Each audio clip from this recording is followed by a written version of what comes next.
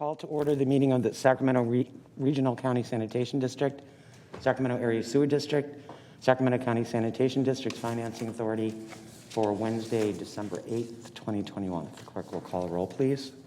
Good morning. Member Bruins? Present. Harris? Here. Frost? Here. Hume? Here. Kennedy? Here. Lalo'i? Here. Singh Allen? Here. Sander? Here. Natoli? Here. Orozco? Here. Desmond? Here. Cerna? Here. Valenzuela? Here. Bang? Here. Chenier? Here. Villegas? Present. And Chairperson Howell. Here.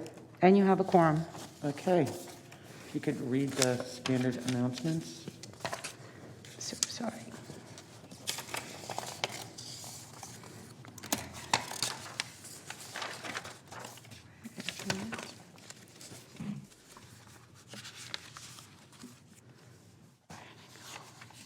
What did I do with it? I'm so sorry. Oh, I'm so sorry. This meeting of the Sacramento Regional County Sanitation District and Sacramento Area Sewer District is being broadcast live on Metro Cable 14, the local government affairs channel, on the Comcast Consolidated Communications and AT&T Uverse cable systems. This meeting is closed captioned and live streamed at metro14live.saccounty.net. Today's meeting will replay Sunday, December 12th at 6 p.m. on channel 14. This meeting can also be viewed at youtube.com/Metro Cable 14. In accordance with Government Code 54952.3, compensation for meeting of these legislative bodies is required to be verbally disclosed. The amount of $100 will be paid for each member participating today as a member of the Sacramento Regional County Sanitation District, and the amount of $100 will be paid for each board member participating today as a member of the Sacramento Area Sewer District. Compensation for Sacramento County Supervisors and City of Sacramento Council members is paid to the county and city respectively to partially offset the costs of those governments. Compensation for other board members is delivered to the individuals. In compliance with the directives of the county, state, and Centers for Disease Control and Prevention, this meeting is live streamed and closed to in-person public attendance. Meeting procedures are subject to change pursuant to guidelines related to social distancing and minimizing person-to-person contact. Sign up to make a public comment during a live meeting. Registration opens when the agenda is posted 72 hours prior to the meeting date. Dial 916-875-2501 to provide contact information. The callers will be contacted by phone and transferred to the meeting to make comment on a specific agenda item or off-agenda item. Callers may sign up until public comments are closed for a specific item, respectively. Send an email comment to boardclerk@saccounty.net. Mail comments to 700 H Street, Suite 2450, Sacramento, California. Include meeting date and agenda item number. Written comments are distributed to members and filed in the record. And that concludes my comments. Okay. If you guys will join me in the Pledge of Allegiance. To the flag of the United States of America. And to the republic for which it stands, one nation, under God, indivisible, with liberty and justice for all. And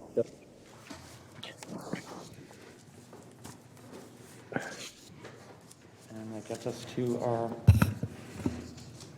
first item. Acting as a Sacramento Regional County Sanitation District, District Consent Matters, items 1 through 3. Anybody have any questions? I'm sorry, was that Supervisor Natoli? Yes, I was addressing the chair. I'd like to pull item 1 for a bit of discussion if I could, please. Item number 1, let me read that into the record. Contract to approve the selection of an agreement with Jacobs Engineering Group, Inc. to provide engineering services for the Harvest Water Central South Distribution Pipelines and West Distribution Pipelines project. Okay.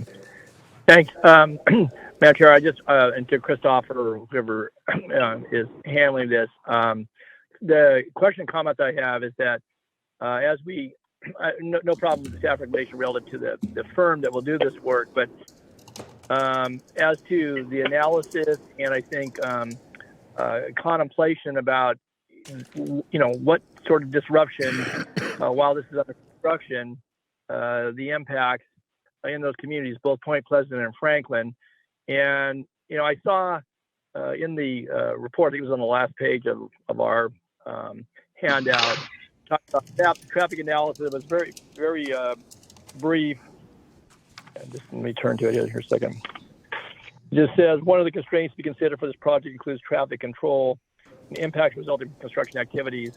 It's pretty broad. It doesn't take into account that we may want to have a meeting in Point Pleasant with the folks down there, maybe with some of the, not just the property owners, but we have business owners in the town of Franklin as well.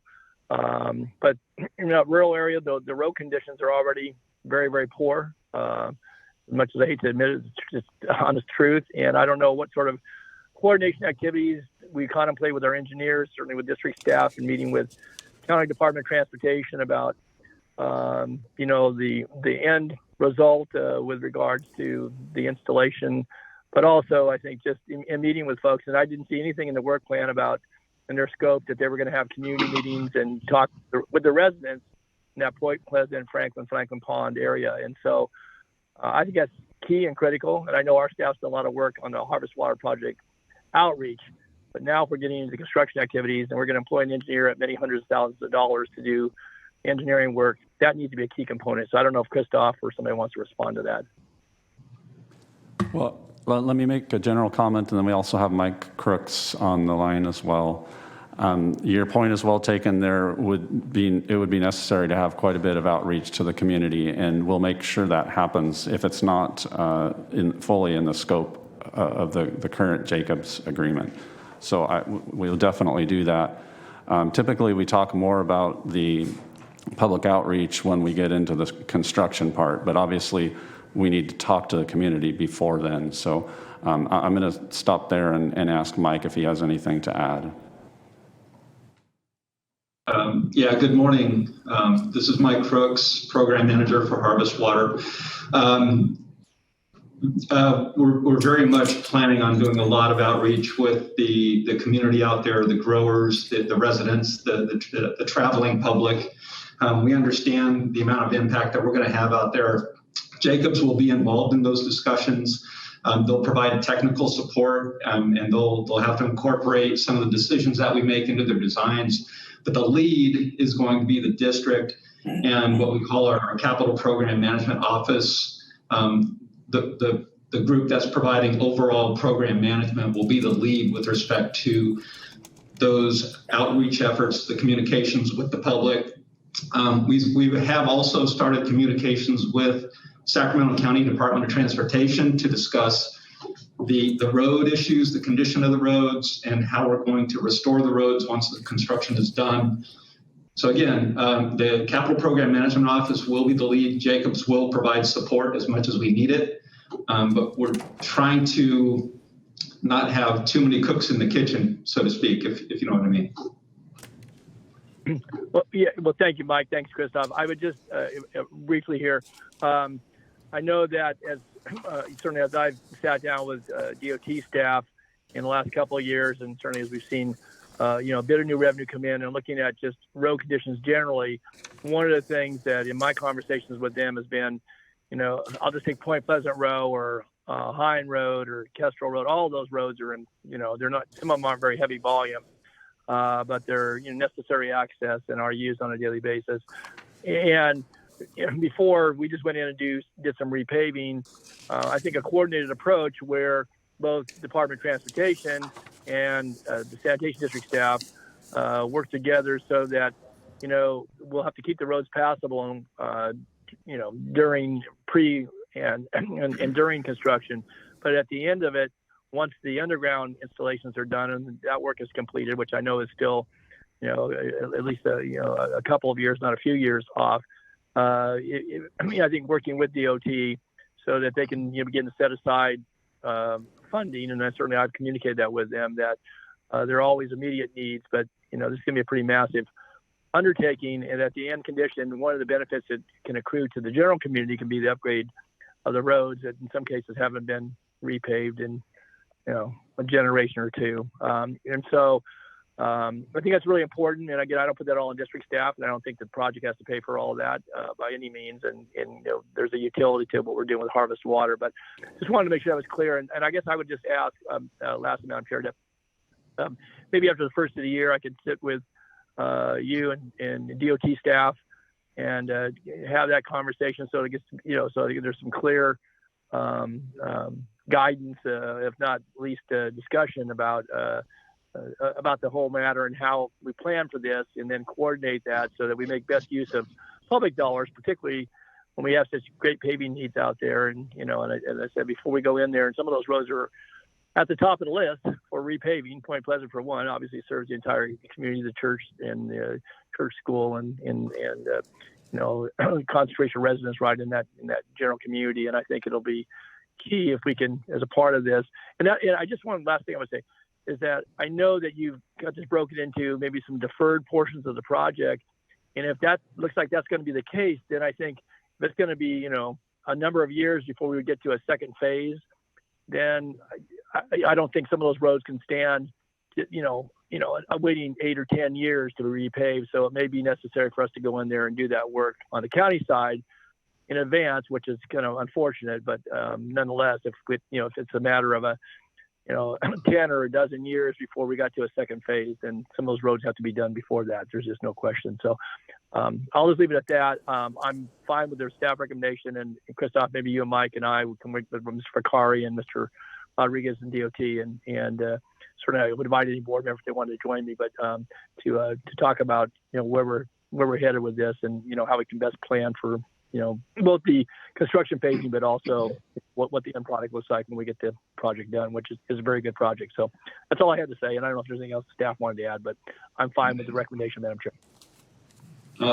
Thank you, Director Natoli. We will happily take you up on your offer to facilitate a meeting with County DOT and others out there. Okay, very good. Thank you. I'll make sure my office works on that. Thank you. Okay. Okay, any other questions on that item?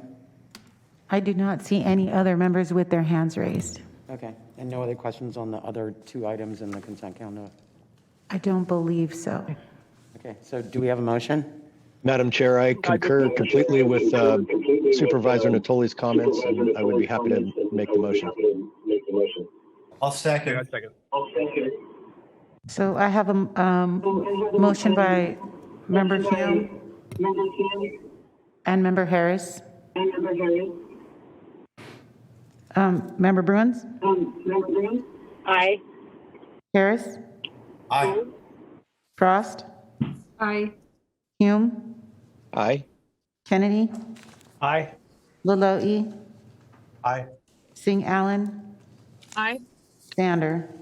Aye. Natoli? Aye. Orozco? Aye. Desmond? Cerna? Aye. Valenzuela? Yes. Vang? Yes. Chenier? Aye. Villegas? Aye. And Howell, Chairperson Howell. Aye. And the motion carries by unanimous vote. Okay, so now that moves us on to item 4. We do not have any off-agenda public commenters, and we did not have any public commenters for items 1 through 3. Okay, then that moves us on to item 5. Item number 5 is the Sacramento Regional County Sanitation District separate matters. Discussion and possible adoption of direction to staff on biogeneration facility project, RFP related to community workforce and training agreements. So I'll go ahead and kick this off, have a few comments, and then I'll turn it back over to Chair Howell and also Director Kennedy, who brought this item forward. I want to just really give a little bit of background on the project. Biogen it's a very key project for us. We'll be essentially generating electricity with our biogas. Right now, that biogas is sent to SMUD, and they generate electricity that way. And we're making a change and essentially generating that electricity on site. And I'll get into the reasons why we're doing that. But just to underscore the importance of the project, it is a moneymaker in the long term for us. It's an upfront investment, but over time we will make money, which is good for our customers, of course. It also allows us to continue our, I think, very stellar record of environmental stewardship. We're literally transforming sewage into energy. It's a pretty good thing for the environment. But really the primary driver on this project is the regulatory requirements that we're currently under, and that's the California Accidental Release Program. We're in Program 4, and that is the highest level. And the reason that we're there, I think we've actually been able to reduce it, but we're still in a higher level. And the reason we're there is because we are sending the gas off-site and to a third party. And if we keep the gas on site, it may sound like a bit of a technicality, but it gets us out of these very onerous regulation. And when I say onerous, they are challenging to comply with. And over the past 8 or 9 years or so, we've spent on the order of tens of millions of dollars complying with this regulation. So it sounds like a bit of a technicality to just move the gas or keep the gas on site versus sending it off site, but it's a big deal to Regional San. So that's the primary driver. The project can move forward whether we have a CWTA, a Community Workforce and Training Agreement, or not. It will function and work well either way. So really, I see this as not so much a technical item as a political discussion, policy discussion about how Regional San wants to approach projects. And so as far as technical comments, I'll keep it pretty simple. We, as a staff level, obviously we're not experts in the CWTA agreements. We did as much research we could in the time we had, and our staff report is based on that. We tried to stay away from there are two camps to this, and obviously supporters and detractors, and they each had their own studies that they could tout to say that it was either more expensive or not more expensive to enter into one of these agreements. And so we went for the analysis that tended to, rather than take a side, would just, as neutral as possible, just explain what the agreement was and what the proponents and detractors say about them. Basically, what are the pluses and minuses? And so that's what we used as the basis for our staff report and the bullet items that are in there. That's how we approached it. Just to boil it down, as simple as I can make it, what I see, at least in terms of being a requirement as opposed to just an option to do a PLA or a CWTA, I see it increasing some risk for the project in terms of a potential reduction in competition and a potential increase in administrative burden to make this agreement happen. So with those two things, I see it as a little bit more risk, and that's basically how I see it. That is I would call it a very soft recommendation, and that's why there isn't an actual recommendation in the staff report. And with that, I can answer any questions or can turn it back over and let the discussion begin. Okay, Patrick Kennedy, since you were the one that raised this, would you like to add anything to that? Thank you, Chair. I appreciate that, and thank you, Christoph, for bringing this forward as you did in such a timely manner. I appreciate that. A few things I will say in addressing some of the comments that Christoph just made, and particularly I'll start with the issue of whether or not competition is hindered by a CWTA. The Supreme Court of California has already weighed in on that and clearly said in the San Francisco International Airport case that PLAs or CWTAs do not hinder competition, and that is legal precedent. We have examples of where project labor agreements, CWTAs, have benefited our communities. Golden One Center, the Sutter Hospital expansion some years ago was completely built under a PLA, and Sutter is not, as many know, considered a particularly labor-friendly organization. But after that project was so successful, they actually approached building trades about using them in other projects before the recession hit, and they stopped those projects entirely. But so the Community and Convention Center, I believe, correct me if I'm wrong, City of Sacramento members, I believe that they operated under one. But one of the key things, in addition to it not being a competitive issue, they can also decrease the administrative level that Christoph is concerned with, leaving a lot of the issues between contractors and the workers between them, and leaving the district out of those discussions. And anytime there's a jurisdictional issue, it would be decided presumably, depending on how it's worked out, by those parties, and leaving us as the owner out of those discussions, without any an agreement for no lockout, but also no strikes. It can be administratively a benefit. And I think one of the most important factors I want to bring up, and then I welcome comments from my fellow board members, is, as Christoph said, this is a moneymaker. And I think that takes it to a different level. I think that as a money-making project for the district, it is incumbent upon us and again, Christoph is right, this is a policy decision, not a technical one. But I think it becomes more incumbent, if we're going to do something that is going to create profits for the district, that increases our responsibility to benefit our community, and particularly those communities, those low-income communities, and to create jobs in those areas areas where they've had people turn their backs on them for generations. Here's an opportunity for literally a for-profit project that will spread the wealth into our community where it's needed the most. So I'll end my comments unless something comes up at that. So again, thank you for bringing this forward.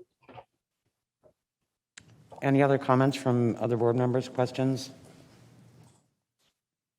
Is there a motion required, Chair? And was that a motion, Supervisor Kennedy, or is this just direction? Madam Chair, this is Villegas. I wanted to share if I could. Yes. Thank you. First of all, thank you, Patrick, for bringing it forward. Thank the staff for bringing it forward as well. And I appreciate the kind of the questions that staff teed up, and then Patrick's response as well. It's one of these projects as a policy matter. It would seem to me, and I guess it's a question for staff. We aren't necessarily asking that it be a policy necessarily for every project, right? It's a project specific policy, right? So we in essence are going to give direction to staff, in theory, to craft policy around this particular project. Is that the intent? If I may, Oscar, I don't know if you're asking me. Yeah, it does matter. Sure, Patrick. Yeah. Yes, the intent is, my intent would be to provide direction to staff to negotiate an agreement with the building trades, and then include that negotiated agreement in with the RFP. Fair enough. Yeah, that makes sense. Okay, I just want to clarify that, because this is, I suspect for some, if not many, this is the first opportunity to have a conversation as a policy matter around PLAs. Yeah. So I just want to ask kind of those elementary questions. And I guess the other thing that I would include, and I'm supportive, I would want to also ask staff to identify, to the extent that we can, the essential metrics, Patrick, that you alluded to, that I think are beneficial, so that we can see the value, so that we don't have to have the same conversation over and over every time, but that in layman's terms, we've got some sense of kind of what the metrics are and its value to the community that's represented in the underserved community that we've discussed. So I think it's important to identify those and bring those back, so that we can see, as a board, we can see what we're measuring in terms of its value, because there is value certainly in the ones that you described, Patrick. I follow those as well, and so it'd be good to have that as well. Thank you. And I have a question. Yeah. I have a question, Christoph. I had a telephone conversation yesterday with somebody who indicated that the general contractor on the Echo Water project, not as part of a requirement that was put forth by the district, but voluntarily basically agreed to do this, or made that arrangement with the labor organizations. Is that your recollection? That's correct. We weren't actually fully aware of that, but in the comment letter that we received, it was mentioned, the BNR project, not the overall Echo Water, but BNR itself. Yep. they entered into a voluntary PLA. Okay, and so where are we on that project? With What's that? Where are we at the end of the day on that project with regard to the anticipated construction cost versus what the final numbers were? Well, I would say that personally, I wouldn't use that project as an example of why that this CWTA or a PLA is better or worse. That project has had a lot of challenges, both from a schedule and a construction cost perspective. As your board is aware, there's actually litigation surrounding some claims on that project. Frankly, I don't have any idea whether that's related to the PLA or not. Okay. I was hoping that it would be able to shift decisions in one direction or another, and it doesn't sound like it does. I don't know that it contributes one way or the other. Okay. Felt compelled to ask the question. Any other questions or comments? Yes, Madam Chair, this is Yes. Member Natoli.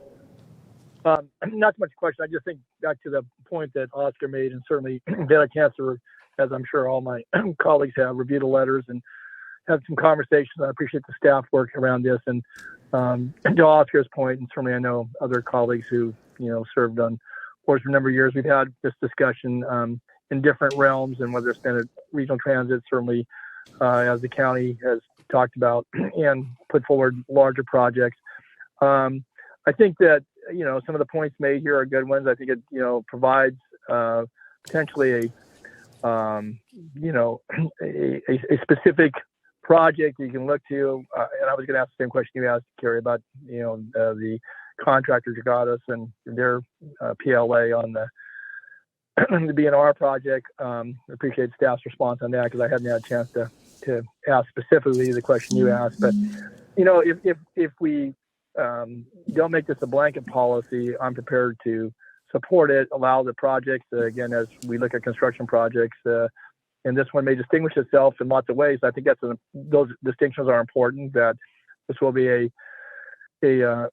generator of resources for the district that helps our ratepayers and helps, both offset potentially,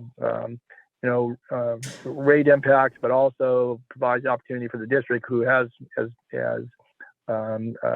Christopher outlined, been a good steward. We've been a leader in many ways with the Confluence project, with our work at the buffer lands and such, and having a biogeneration facility that is responsible when it comes to the environment, but also then generates additional resources for district purposes that are in line with community values.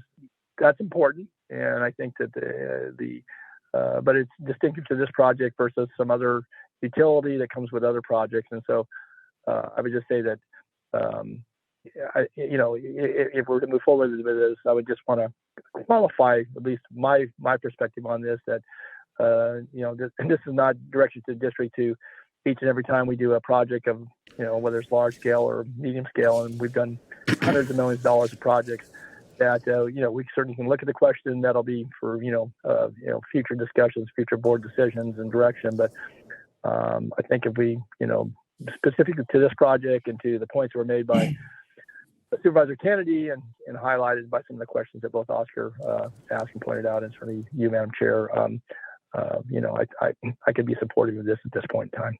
Thanks. Chair, this is Jay. I'd like to say a word if I can. Yes. Madam Chair, before Director Chenier does that, can I ask procedurally if we should take public comment before we delve further into board member deliberations? Interesting question. Do we have any members of the public that would like to speak on this? We do. We have at least 11 members of the public signed up to speak. Thank you for pointing that out, Pat. I think I would tend to agree with you. I'd like to hear what the public has to say. Chairperson, how many minutes would you like to give the members of the public? 3. Okay, thank you. Staff, would you please transfer the first caller into chambers?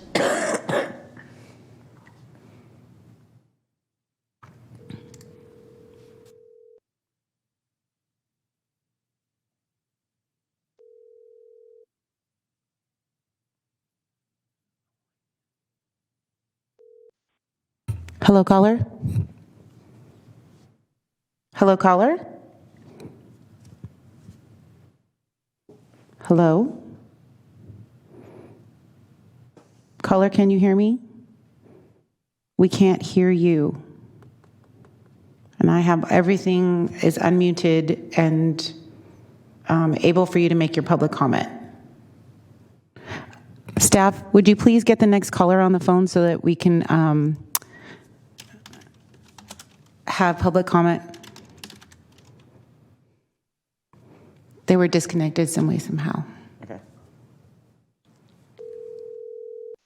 Hello, caller? Hello? Yes, could you please turn the meeting down in the background and start your public comment? You have 3 minutes. Can you hear me? Yes, could you please start your public comment? You have 3 minutes. Okay. Good afternoon, Chair Howell and members of the Regional County Sanitation Board. I'm Nicole Gehring with Associated Builders Contractors in California. We have over 100 general subcontractor members in the Sacramento region who perform this type of work. And we also have enrolled state and federally approved apprenticeships that connect students, women, those in underserved communities, recruiting citizens and veterans, among many others, with rewarding careers in construction. We believe us should have the opportunity to work on this project. We believe that this community workforce training agreement is not a solution and is going to actually deny prevailing wage opportunities for working construction professionals. Ma'am, I'm sorry to interrupt you, but you keep cutting in and out. So if you could just speak into the phone clearly so that we can hear you, because we're not hearing everything you're saying without you being able to do that. Thank you. My apologies, Nicole Gehring with Associated Builders and Contractors, Northern California chapter, working to bring Second Chance and everybody into the trades, giving them opportunities.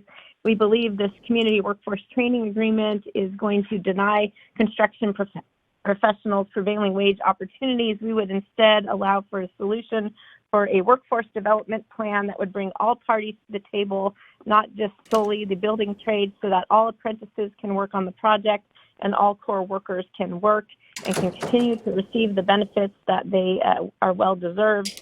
As is under a project labor agreement, they will lose all of those benefits into the union trust funds, thus losing money on the project, and all workers in the region should have the ability to work on this project. So I respectfully request you reject this opportunity and I agree with staff's recommendation that this can fully function as is without the community workforce training agreement. Thank you.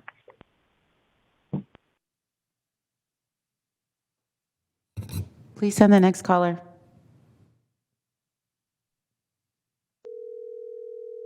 Hi, caller. Yes. You are in the meeting. Please turn the meeting down in the background, and you have 3 minutes to start your public comment. Good morning, board members. I'm Richard Markison. I represent the Western Electrical Contractors Association, the Plumbing, Heating, Cooling Contractors of California, the American Fire Sprinkler Association, and the Independent Roofing Contractors of California. All 4 organizations operate apprenticeship programs and are contractor-led to advance career and employment opportunities for apprentices and journey workers.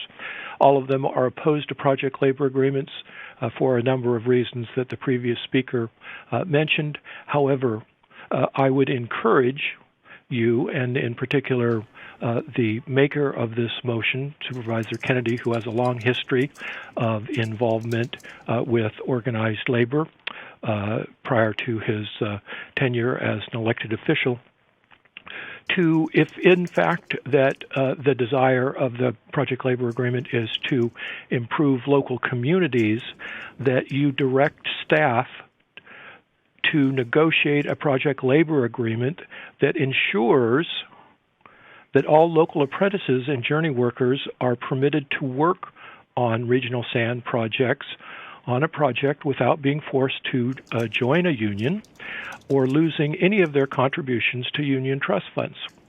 It is essential that if the desire of the Regional Sand Board of Directors is to ensure community participation, that your project labor agreement should prevent any barriers to fair and open competition by local contractors. I'm sure at some point during the public testimony,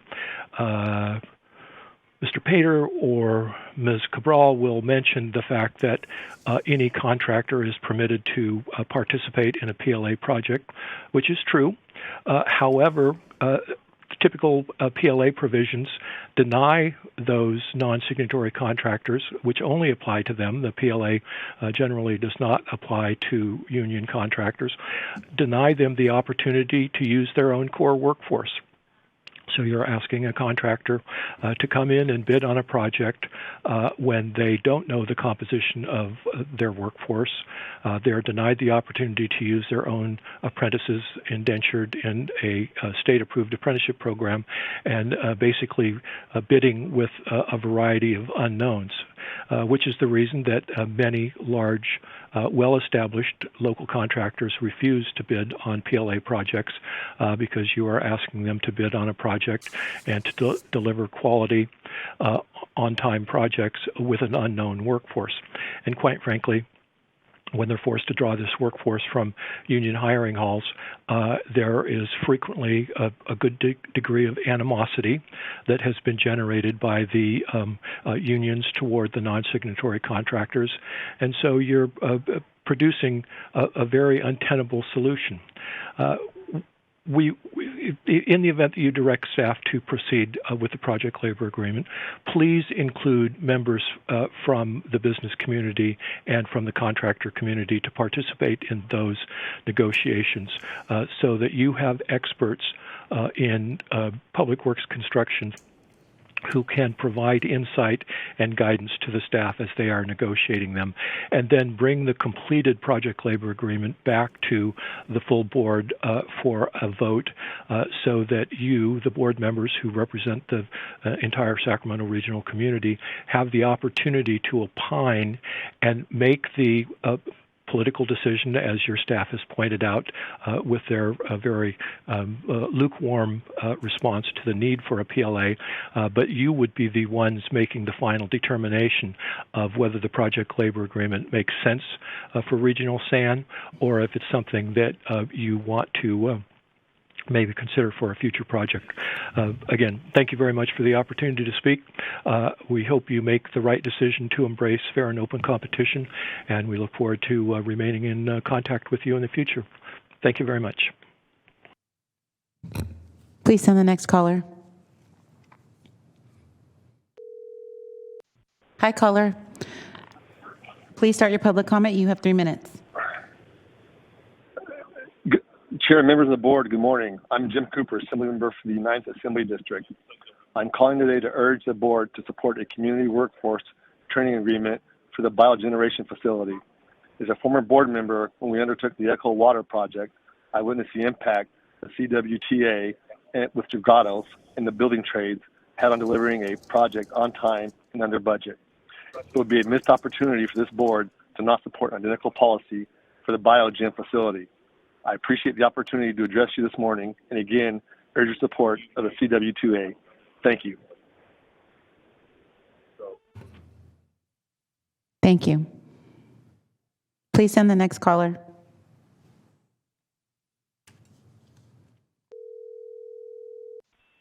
Hi, caller.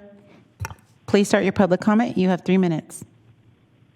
Hello, my name is Eric Christian. I'm the Executive Director of the Coalition for Fair Employment and Construction. We're a Sacramento-based organization that was formed 23 years ago solely to oppose project labor agreements.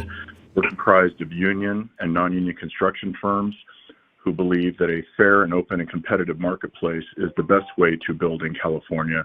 According to the Bureau of Labor Statistics, 87% of the California construction workforce gets up on a daily basis and chooses to work in a union-free environment. That is their choice.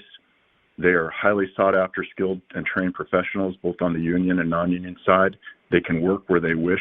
They will get paid accordingly, and it's a choice they make every day. They should not be forced to work for a union or non-union, and a project labor agreement does just that. As staff said, this is a political document. It's not surprising that Mr. Kennedy, who has a long history of pushing this nonsense in the region, would bring it forth.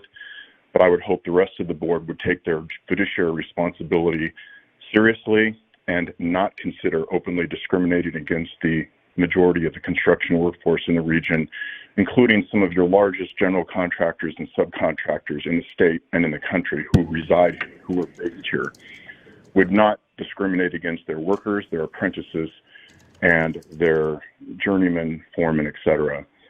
Project labor agreements have been banned in 25 states. They've been banned in 11 entities in California. They have no place in a open, tolerant, and equitable society, and most of the people get that. When they're brought for a vote before the people, they are overwhelmingly rejected. As I've said, we've done that numerous times in California, and I just hope this board understands, as staff said, this is a political document. This is not about what's best in the best interest of workers, taxpayers, ratepayers, your entity, or anybody else.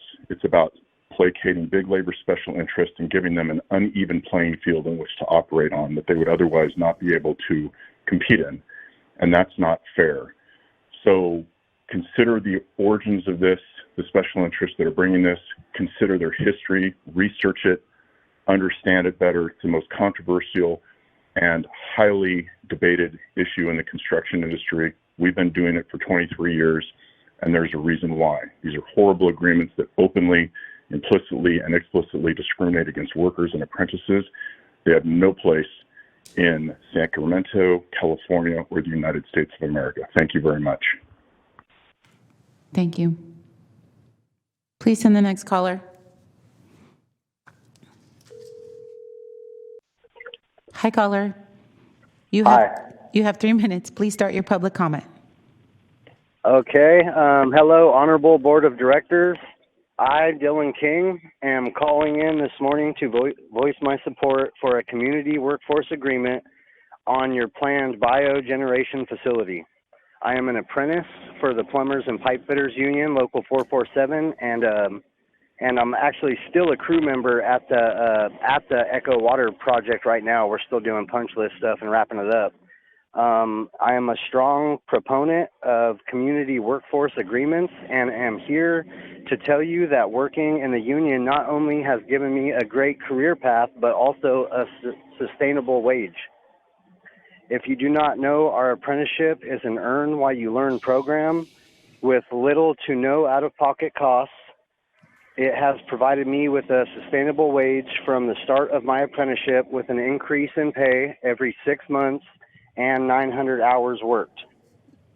It has allowed me to raise, support my family as needed, support local businesses, and contribute to the community I work and live in. Thank you for your time on my behalf of the Plumbers and Pipe Fitters Local 447, and I strongly recommend that you approve a project labor agreement for your upcoming biogeneration facility. Thank you. Thank you. Please send the next caller. Hi, caller. Please start your public comment. You have 3 minutes. Good morning, Honorable Board of Directors. I, Charles Leake, am calling in this morning to voice my support for a community workforce agreement on your planned biogeneration facility. I am a journeyman member of Plumbers and Pipe Fitters Local 447 and a previous crew member on the recently completed Echo Water project. I am a strong proponent of CWTAs. Not only will they provide an opportunity to the underprivileged in your community to have an opportunity at a career pathway, but it will allow an individual like myself to make a sustainable wage to provide for my family, support the local businesses, and contribute to the community where I work and live. Thank you for your time, and on behalf of the Plumbers and Pipe Fitters Local 447, I strongly recommend that you approve a CWTA for your upcoming biogeneration facility. Thank you and have a great day. Thank you. Please send the next caller. Hi, caller. Yes, Please start your public comment. You have 3 minutes. thank you. Good morning, honorable board members. My name is Tom Enslow, attorney for the Plumbers and Pipe Fitters Local 447, Sprinkler Fitters Local 669, WW Local 340, and Ironworkers Local 118. here this morning in strong support of directing staff to include a PLA requirement in the RFP for the biogeneration facility project. We submitted a letter to the board on Friday addressing some of the usual concerns and questions that agencies and staff have about PLAs when they consider adopting them. I'd like to make a couple of quick points from this letter. First, multiple academic studies have found that PLAs do not materially impact project costs. These studies confirm that any perceived cost burdens from PLAs are offset or exceeded by the cost savings that they provide. There will be no effect on wages. Everyone under a PLA is paid identical to what is already required under prevailing wage law.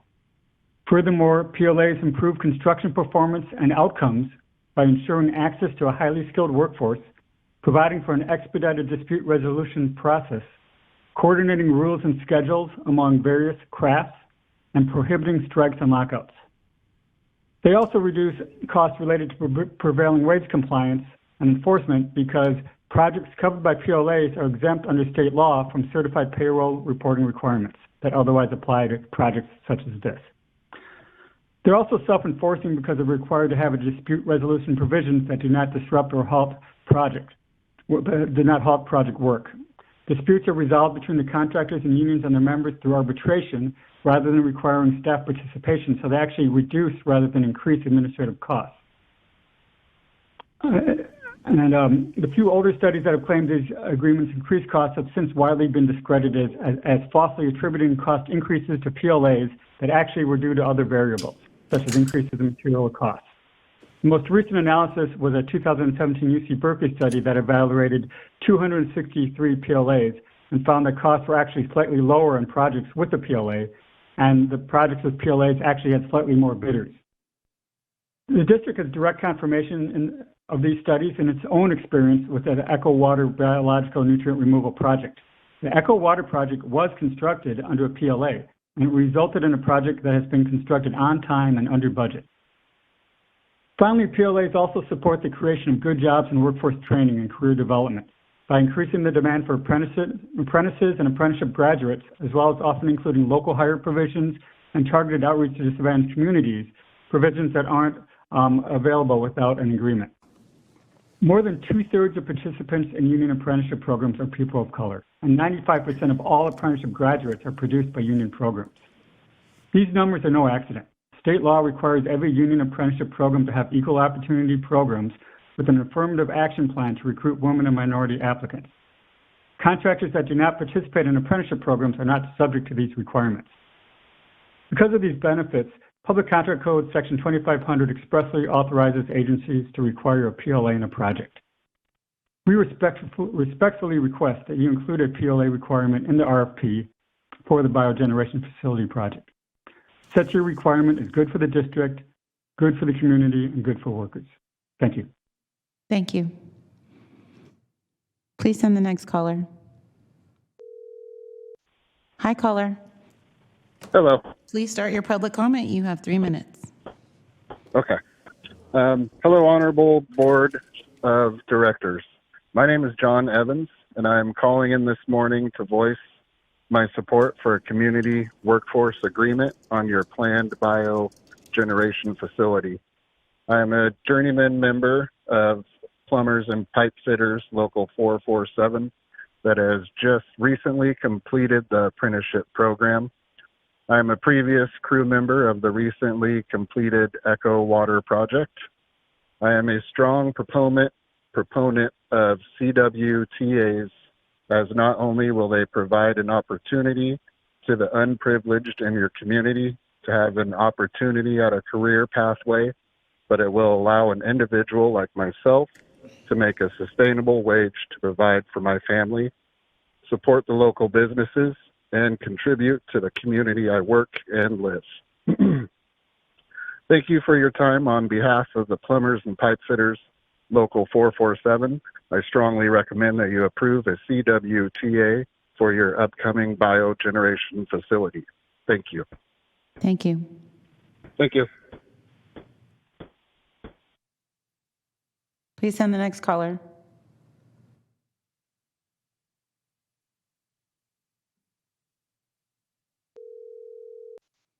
Hi, caller. Hello. Please start your public comment. You have 3 minutes. Okay.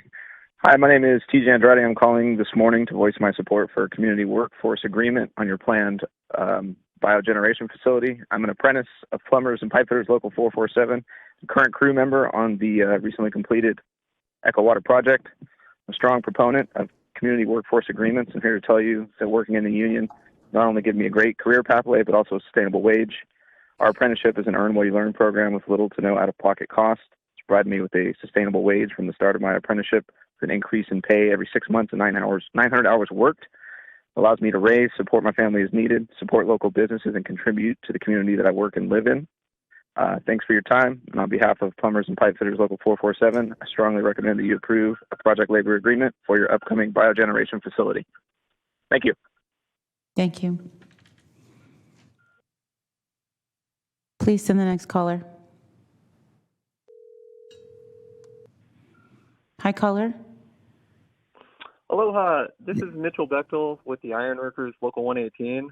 I'm just calling in support of putting a community workforce training agreement on the regional sanitation biogeneration facility. It'd create great pathways of opportunity for the local economy and the community at large. By entering into an agreement with the Sac Sierra Building and Construction Trades Council, we're able to open up these new pathways to success for folks that have not previously been introduced to the building trades. So on average, every dollar that is spent in the community by a local resident, it filters through that local economy roughly 8 times, comparatively to a 3.4 times for an out-of-towner. So a community workforce training agreement would not only put local residents to work, but it would continually stimulate the local economy.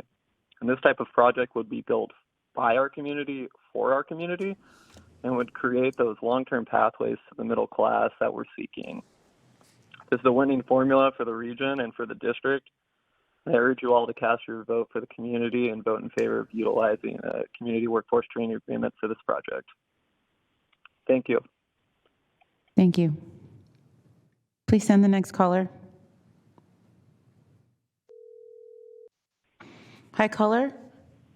Yes, hi. You have 3 minutes. Please start your public comment. Okay.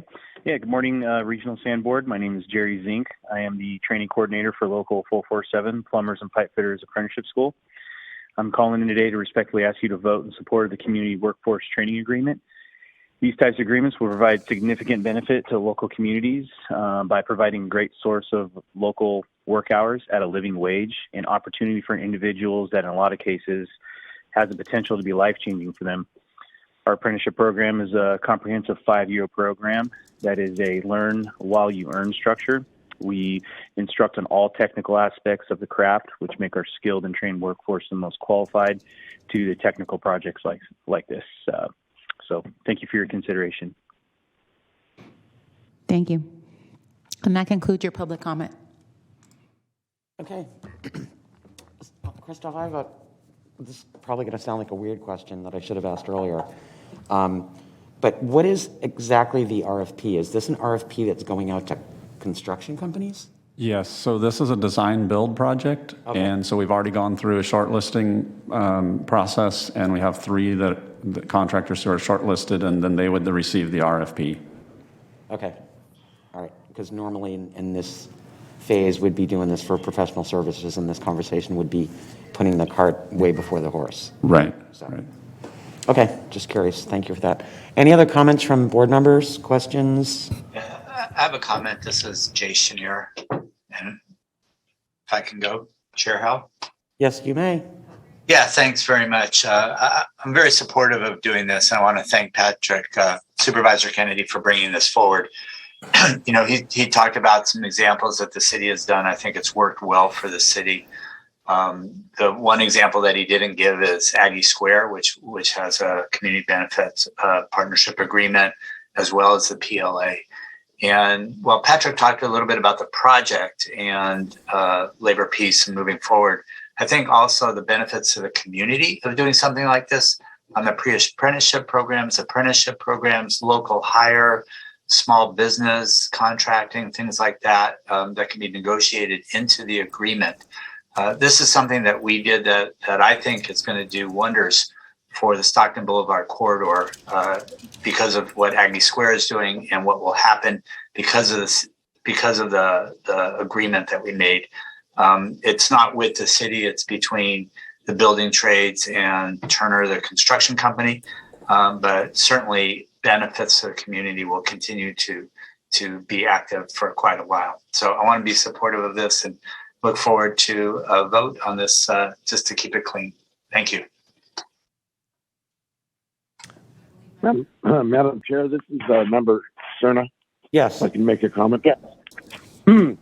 Yeah, I just want to make certain that, and I don't know if this is best directed at Supervisor Kennedy or Christoph, but I just want to make certain that if there are any refinements to the RFP in terms of the types of technology that would be pursued for the project, that the PLA, if it's the will of this board to adopt it, will apply regardless. I know that there have been some recent discussions that I've helped inspire along the lines of looking at hydrogen generation, and I'm very supportive of what's been proposed, but I want to make certain that it will apply regardless of any nuanced changes or modifications to the RFP. So I'm not sure who's best qualified or prepared to respond to that. I'd be glad to add my 2 cents. Thank you, Supervisor Cerna. No, there's no reason at all. In fact, because of the training regimen and the licensing it tends to be, and I used the example of Sutter Hospital. If you'll notice, most of your hospitals are built by union labor because of the technical nature of them and the complexity. And so, what you're talking about when you're talking about new technologies, I think it falls into that category. So this would in no way hamper your and others' efforts in that regard. And I would Thank just you for that. I wasn't so concerned that it would hamper it. I just want to make sure it would be applicable. And I've had my own discussions with different trade organizations about their experience and ability to perform, whether it's hydrogen generation or kind of a more typical biogas generation project. And I've been assured that they're prepared to jump in either way. So again, I'm very supportive of this, and I look forward to hearing other members. But hopefully we have the supportive members for something that I think, as others have explained, will do a great deal for our community as well as for the project. Thank you. Chair Howell. Chair Howell, I believe I was next. Hands are raised if you can't see them, Gary. I cannot. Well, if you don't mind, I'll go next. Is that okay? Yes, and then Vice Chair Desmond will be after you. Thank you. Yeah, so the first thing I want to say is that I'm very supportive of union apprenticeship programs. In fact, I recently raised about $10,000 for the building trades to support their union apprenticeship programs. I also voted for the CWTA at Aggie Square. There are a couple of members on this board who voted against that project. Union apprenticeships do really great things in our community. But there are some concerns here. I have deep concerns about PLAs, and I'd like to explain why. First, speaking as a contractor, being able to choose your own workforce is actually the key to your success. When you have an unknown workforce, when you're hiring out of the union hall, you will likely get well-trained workers, but that does not mean that you will be able to be successful with them. And I have found with experience at the city that that unknown about the workforce means that non-signatory contractors will likely not bid on projects. And case in point, a citywide PLA was adopted by the city of Sacramento, and our public works department was going out for contracts for road repairs. And after the PLA was adopted, Non-union shops did not bid on the jobs because they had their own workforce and they did not want to hire out of union halls. The cost of those contracts accelerated to the point that they exceeded the engineers' estimates by huge percentage points. So we couldn't let the contracts. In fact, the city of Sacramento and the Department of Public Works had to remove those projects from the PLA to be able to get bids that we could afford. So CWTAs can be beneficial and they can be harmful. And there's no way to say with definition which way it will go. I think it'll work really well with the Aggie Square project for this reason. The developer and the contractor were both amenable to the PLA. They were used to working union jobs. They had a system working out of union halls and it worked for them. I think that's great. It's wonderful when it's voluntary, but when you force a PLA, I believe, as it says in the last paragraph on page 2 of the staff report, that it can cause a lack of competition. I'm pro-union, but I'm also very much pro-competition. In the 7 years I've been on this board, the PLA argument has not come forward. And the one PLA with Dragados is really the one contract that's been really problematic for regional sand. I'm curious as to why this comes up now after spending $1.6 billion on Echo Water and coming through that really well without a PLA, why all of a sudden there seems to be an urgency to institute a requirement for a PLA on a regional sand project. This board has often praised our staff for coming in under budget, that we have delivered a project to our consumers under budget, on time. Frankly, Echo Water has been the epitome of success for large projects, in my opinion. A lot of that has to do with excellent stewardship. Certainly under Prabhakar, things were really well done. The bid instructions were carefully written. We struggled as a board through many tough decisions about contracts and contractors and bid protests. Nonetheless, we are delivering an excellent project for our community. There is no need to condition an RFP with a PLA. So, Christoph, I have a question for you. Of the 3 contractors that we are putting this RFP out to, have you discussed with them the specter of the board placing a PLA for them to be able to bid on this project? Yes, we have asked. Perhaps if someone may not be muted. We have asked that question to all 3 of the contractors, and they have indicated that they have used them in the past and are amenable to a PLA.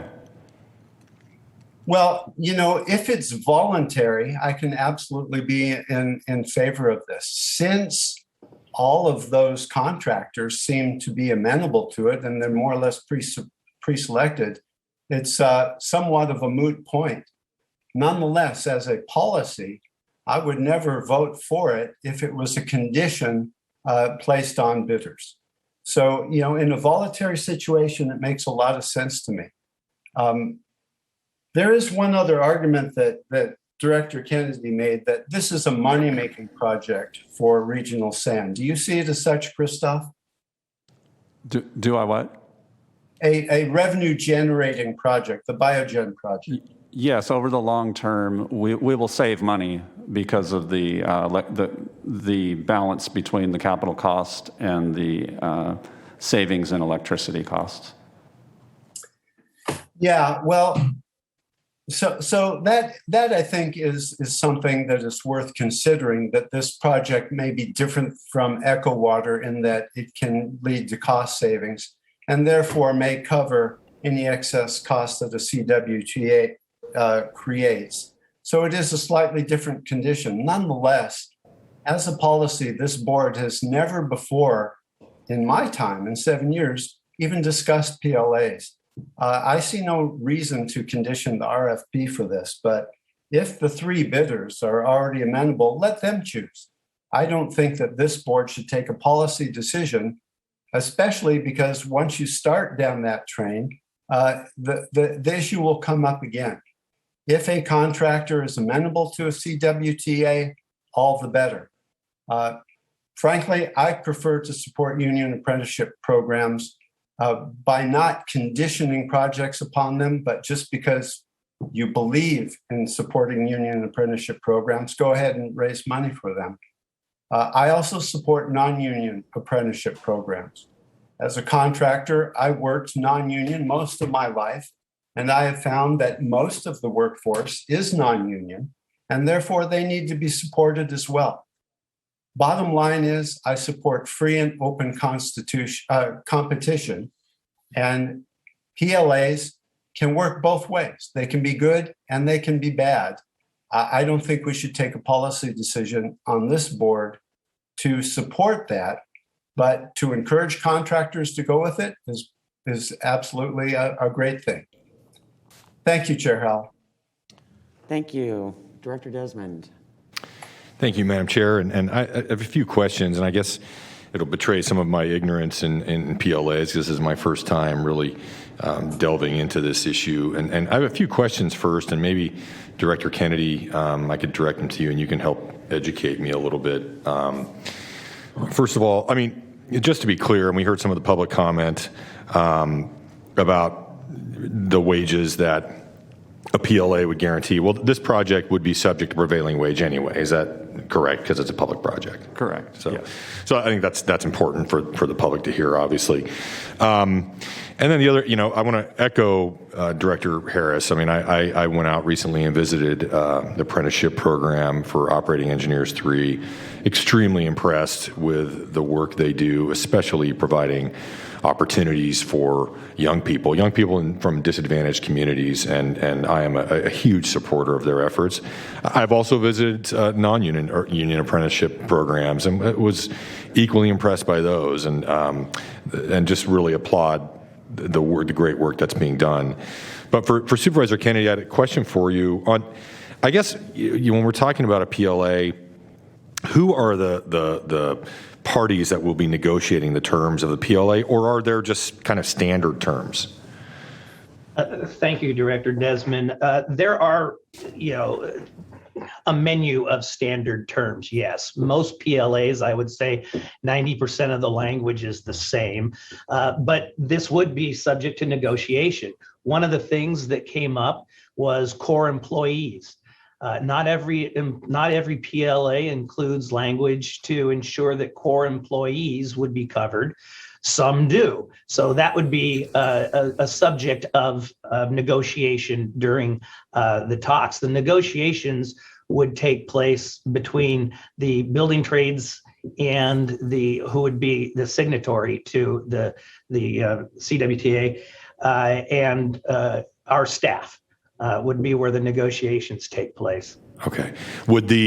And I'm happy to hear that the contractors, Christoph, you've spoken to, are predisposed. Are certainly amenable to being a part of a PLA. Would they be that contractor that's ultimately chosen? Would they also be a signatory to the PLA, Director Kennedy? Is that right? Yes. Okay. So Regional Sand. Okay.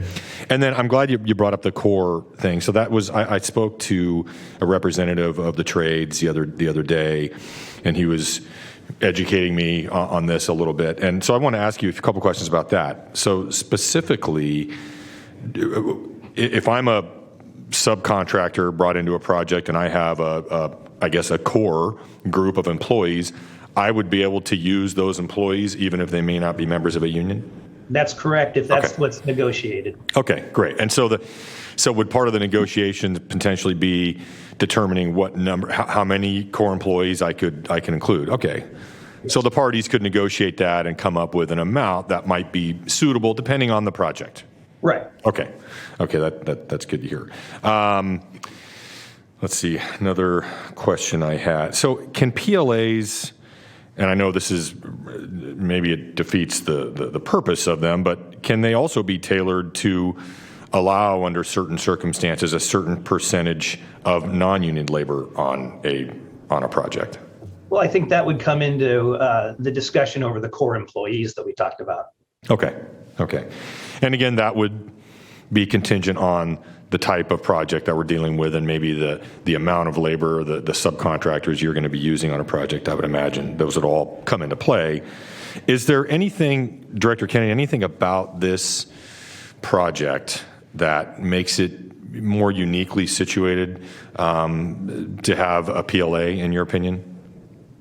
Well, again, and I do think that the fact that this is potentially later going to be a revenue generator does, as Director Harris said, put this in a little different light than other projects. And again, it is a policy discussion. I always laugh when people call in and claim a bunch of elected officials are making political decisions, because that's where this lies, is in the policy area. So does that answer your question at all? Yeah, I was just wondering if maybe there's anything that's particularly technical about this project, or and maybe this is more of a question for Christoph.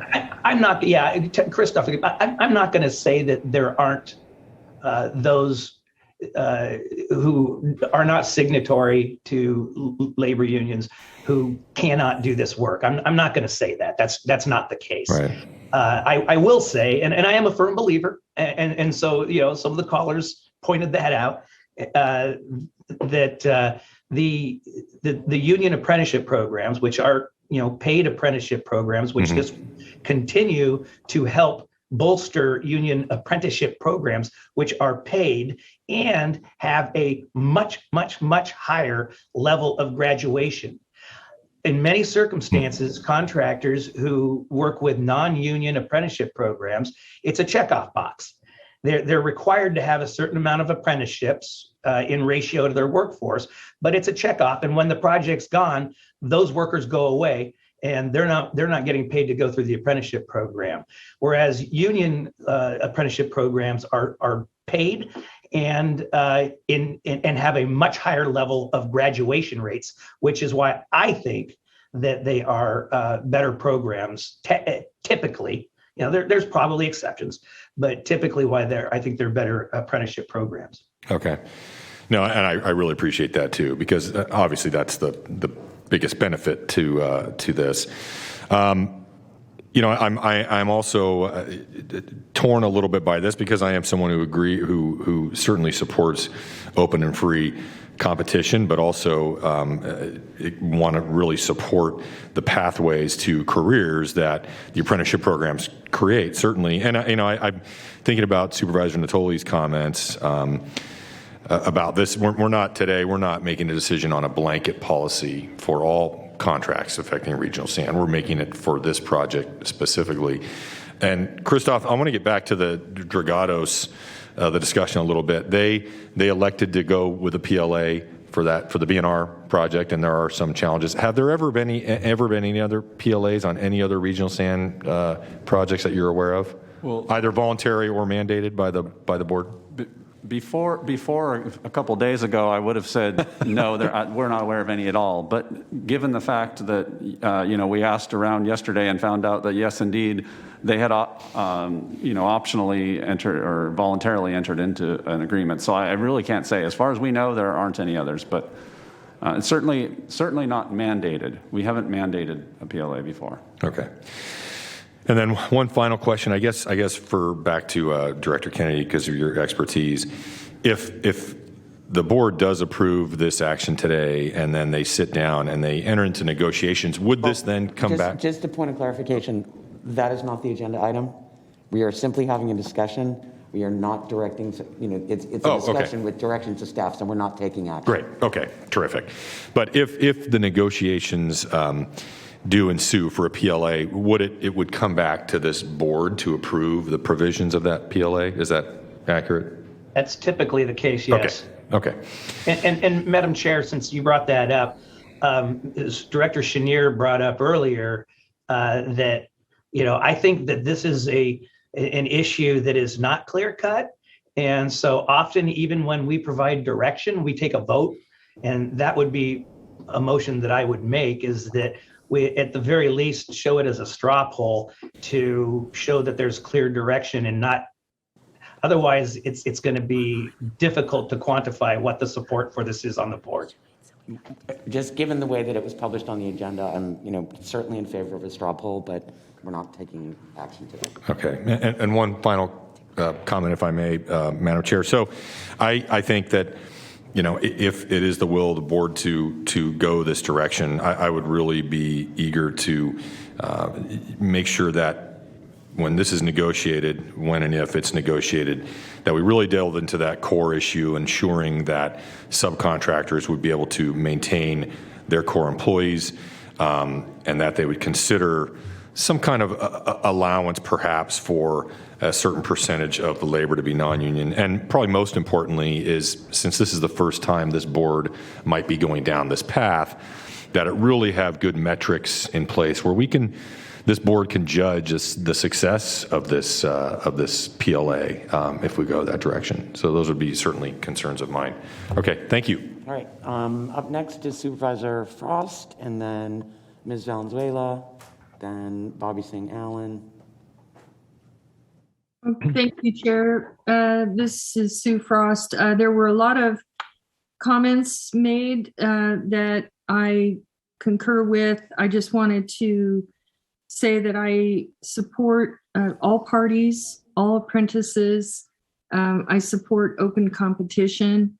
I think there are a lot of programs in Sacramento. We have some non-union apprenticeship programs at many different various levels of training that have been very successful or qualified and approved by the state, just like the union ones are. And a lot of them are local people, like women and veterans and homeless training. And so I'm concerned that a PLA would discourage many of the local firms from competing on a contract because they can't use some of their own apprenticeship and apprentice trainees, but basically bringing people from outside to take jobs that are local. I wonder why it sounds like Christoph has had a conversation with the people that are working on this project who have said they would be amenable to a PLA. But in the past, we haven't done this and we haven't had any problems. So if there's not a problem, what are we fixing and why are we fixing it? And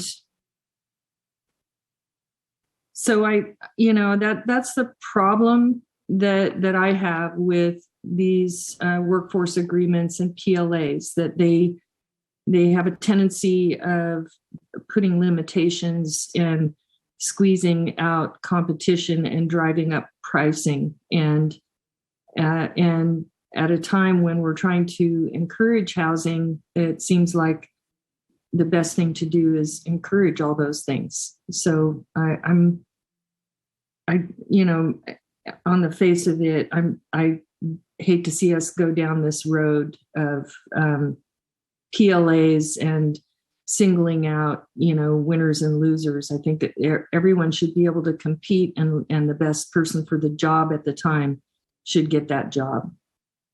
Okay. Thank you. Thanks. Katie. Thank you, Chair. I'd like to spend a lot of time disputing the assertions that CWTAs increase costs or make it harder for agencies to administer projects, but a lot of my colleagues and the lawyers who called in have already done that. So I'm going to put that aside. I guess the questions here is, why wouldn't we want workers to have a voice in the jobs that they are working on? Why wouldn't we want to provide paid training opportunities or a fair conflict resolution process? As was just mentioned, the folks we're approaching on this have done PLAs before. They're open to it. I don't think we're going to discourage anybody who was planning on applying for this project from doing so. And frankly, at this time, coming out of a major economic crisis, when we have a shortage of highly skilled labor across the region and across the state, now is the exact time that we should be talking about how to leverage our resources to help with these community challenges to the highest degree we can. I think that's our job as public officials, is to be looking for how can our investments achieve the most good for the community, and how can we use those public dollars the most judiciously. And I think that CWTAs do that.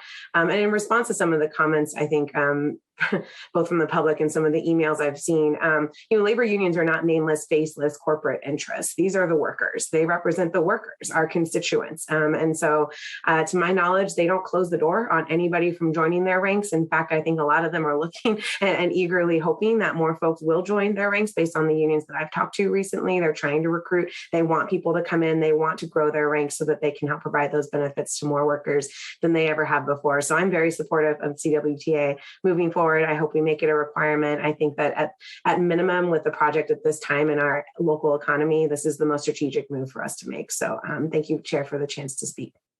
Thank you. Bobby? Hi, can you hear me? Yes. Okay, thank you. First of all, I want to thank all of the callers, the proponents and the opponents. I'm sure, I know a lot of the folks that called in, you're decent people just have differences on policy. And having met so many of them, I can assert that, they come from all sides of the political spectrum. You can't really pigeonhole it that someone's for CWTAs come from one political ideology. And you get to know that by actually getting to know the different groups firsthand. So I wanted to put that out there. And again, thank you again for all the comments from both sides. It definitely helped sort of shape my thought process today. But this biogeneration facility is a very unique project, as been stated.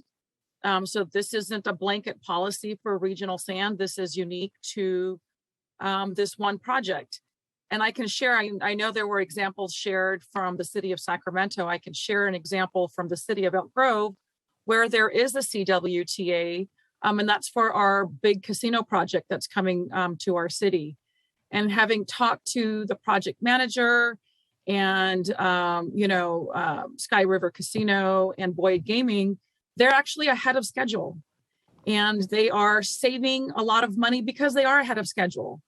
And that timeline has been moved up since the project, since we had our grand opening, or not grand opening, since we broke ground during the spring. And a lot of the workforce, they're local. They're also coming from the tribe itself, and a very highly skilled workforce at that. So that's something I've seen up close and personal that I can share as an example for all of you right here in our city. And having toured a lot of these training facilities, before I was a mayor of Elk Grove, I was actually on the Elk Grove Unified School District for 8.5 years. And I've toured facilities all over for the different trades, both union and non-union. And I have seen lives transformed with our veterans, with our disadvantaged communities, and the second chances that I've seen take place. These are lives that have been changed forever. And I've seen that, and I've seen the value of these programs. So I just wanted to share, I don't know if there was an active motion out there, but I support what I've heard from Supervisor Natoli, Supervisor Villegas, and I appreciate our first mayor, Assemblymember Cooper, calling in as well. But again, this is very specific to the Biogen facility. And I want to offer my support for seeing this through with the CWTA for this project. I think that there is a win-win for the community, but most importantly, this is a unique project, and this isn't a blanket policy that the board is considering. So I want to make sure that we're cognizant of that. And then to member, I believe Desmond also raised this, and that is that we have a prevailing wage already in place, and we also have the voluntary concessions that are from the contractors, that they are willing to enter into a CWTA.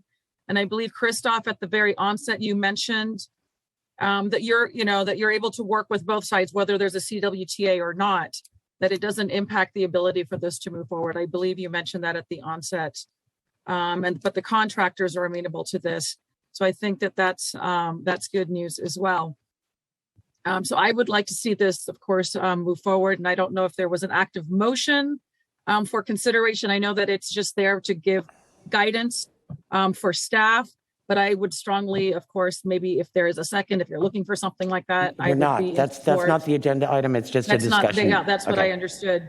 But I do think that having clear guidance so that it doesn't leave it up for interpretation of wherever the will goes with the board. But I do feel that this project warrants a CWTA for all of the benefits that have been described previously. And for those that may not have had an opportunity to visit some of these training facilities and talk to some of the apprentices, I strongly urge those opportunities, because seeing is believing. And, seeing some of those lives transform is just quite remarkable. And the second chances that it does provide. So I'm in favor of moving this forward and support the direction coming from Supervisor Kennedy. Thank you for the opportunity. Okay, Mai. Thanks, Chair. I will keep. Oh, No, I want to speak when I can't put a hand up, so go ahead, Maya. I just want to let the chair know I want to speak too. Thanks. yeah, no worries. I'll keep my comments short. Just thank you so much, Chair. I just want to take this opportunity to thank all the callers who called and also want to take this opportunity to thank Supervisor Kennedy for bringing this item forward. A CWTA would be incredibly beneficial to our community. I think you've heard from some of the callers and some of my colleagues from paid apprenticeship to really solid pathways to job opportunities. And similarly to Mayor Bobby Singh Allen, as a previous school board member myself and now council member, I've seen the benefits to workers, their families, and especially to communities of color that are often left behind, or these are incredible opportunities for them. I do agree that we still do need clear direction on this, and I hope that we can vote on this matter and really encourage and hope that my colleagues will support this item. Thanks, Chair. Patrick Hume.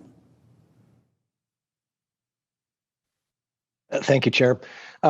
My comments are going to echo a lot of my colleagues, and so I'll try to keep them brief. But given that we aren't taking formal action, I think it's important that every board member weigh in. And so let me start by saying I am neither pro-union or anti-union, but I am unapologetically pro-work. And a lot of that goes back to a rising tide philosophy. I think a robust economy helps everyone. And so, when you talk about these types of projects, sometimes it's whether you have an abundance mentality or a scarcity mentality. And I would rather that there be so much work out there that nobody need argue over the table scraps. So let me begin by saying that generally speaking, I am fully in support of a free enterprise and at-will employment. I think that people ought to be able to choose for whom they work and for which jobs they bid upon. I don't believe in putting the thumb on the scale in an unfair manner. That being said, I've also seen where PLAs are effective, and where they when they are used appropriately, generally what that means is that there is now a third party that has a vested interest in seeing that the project is delivered efficiently and effectively, because they now are putting forth the promises that this is a good idea and a good thing to do, and so therefore they want to deliver on that. And so with respect to that, I want to thank Supervisor Desmond for the comments that he made relative to this being a case-by-case scenario. This is a project that would be subject to prevailing wage regardless, and so the actual cost from a labor perspective is already baked into the bidder's contemplation. And I view this as being used as a proof of concept, not as a precedent. And so really what this is let's dip our toe in the pool. And if the proponents are promising efficiencies, make sure that those efficiencies are delivered, and that the workforce is local, and that we are supporting programs like helmets to hard hats and other things where, you know, we're targeting local disadvantaged communities and making sure that those people are being employed here and not brought in from outside the region. And with that, I would just like to thank Director Harris for bringing up the clarification with respect to the willingness of the bidding contractors. We already have a very limited identified pool of contractors who have responded to the RFQ, and so that they will be submitting the RFPs. But I just want to make sure that they are obviously going to be a part of the negotiation as well. Is that correct in that regard, Christoph? Yeah, I would think so. I would think so, that they have to be agreeable to whatever terms are negotiated in this PLA. And so then the last thing I would say, you know, as far as my picadillo, if you will, about PLAs that I've seen in the past, is that some of the terms are benefiting the union coffers and not necessarily the workers themselves at the conclusion of the job. And so at the front end, I would like to see definitely that there is a core employment provision so that the bidding contractors can rely upon the competency and the work ethic of their staff that they're bringing to the job. But at the biggest thing for me is that at the end of the job, benefits that have been paid into on behalf of the workers, that those ride with the worker and don't remain with the union should that worker choose not to join union ranks at the end of the job. I think if you're really, the PLA has to benefit the folks that it's being purported on their behalf. So yeah, I guess that sums it up, and just list me in the support column for the straw poll. But I am going to be watching this closely and making sure that it delivers the promises that are being put forth. Thank you. Okay, Director Lalohi. Thank you very much, Madam Chair, and thank you to all the callers and all the staff for calling in and the hard work that you put in. You know, I'm extremely pro free market, and I've been very vocal about that as well. However, regarding this project, I think considering that we have the opportunity to negotiate the contract, and the fact that these apprenticeship programs are paid programs, I think there's a great opportunity here for us to work together with the CWTA regarding this project, and we can negotiate and really ask for certain key things, you know, as far as local hiring, as far as hiring within the most underserved communities, even as far as going out and see if we can bring in some of the unhoused individuals that are desperately in need of help. So on that note, I am supporting this. However, you know, I don't agree that every project needs to be going this route. I think it's case by case. But regarding this, I think it's a good move, and it comes down to the negotiation. I want to make sure that some of the comments that Supervisor Desmond and some of my other colleagues have made regarding the negotiation to be included, and hopefully we'll see the final product, and we can review it at that time and vote on it. Thank you very much. Thank you. Director Natoli, were you still waiting to speak? Yeah. Okay. Yes, I am. Thanks, Gary. I want to make sure everybody else had a chance. I can't raise my hand, so I just want to let you know. Very briefly, I just would say that I think certainly not only the comments from the callers, but certainly from colleagues as we've talked this through this morning, you know, I think are really important to the conversation, and to certainly note, you know, this is the first time at this sanitation issue where we've had, you know, this thorough of a discussion, and certainly we've had it at other